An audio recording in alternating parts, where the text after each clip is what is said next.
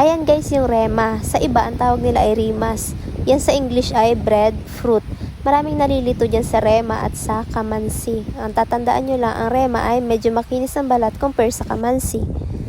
Ako nga sana guys ang susungkit at si Rami ang sasalo, kaya lang medyo mabigat yung panungkit namin kaya siya na lang. Nahirapan nga kami guys sa panunungkit, gawa nung yung karit namin na gamit ay masyado ng matalas. Yan, sa sobrang talas niya hindi halos matanggal sa tangkay yung rema na kinukuha namin.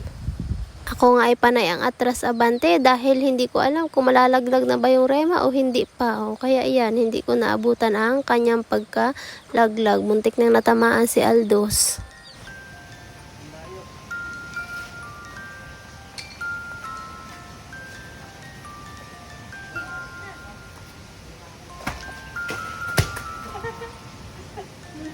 Malaki na tabo ka.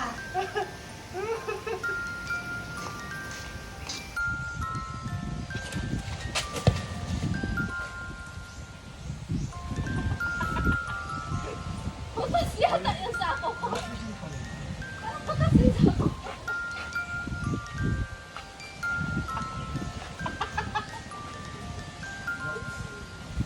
Nakakatawa? Ha?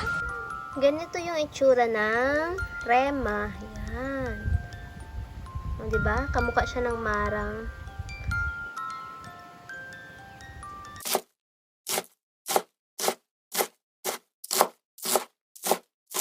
At nung matapos kong hiwain yung rema, ayan, nagprito naman ako para may pang merienda mamaya.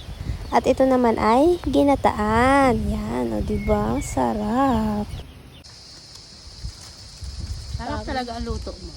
Wow! Prito lang naman at inihaw. Ginataan. Sawa niya ako kasi sa saging. Diba mo saging? Saging? Maghapon na ako nang ngata ng saging. Saging? Amo ka na maya.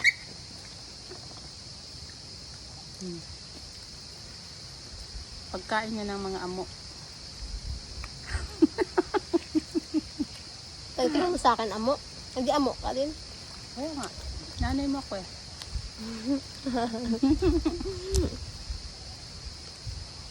Ay. Saging. Nagalit ang langit. Ulam tuloy. Dumi aking kamay. Ilabas mo din naman yan. Saging.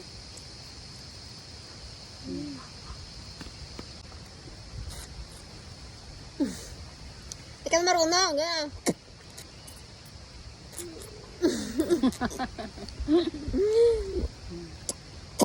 Kain sa labas. Sa labas. Sa gubat na nga itong Sa atin. gubat.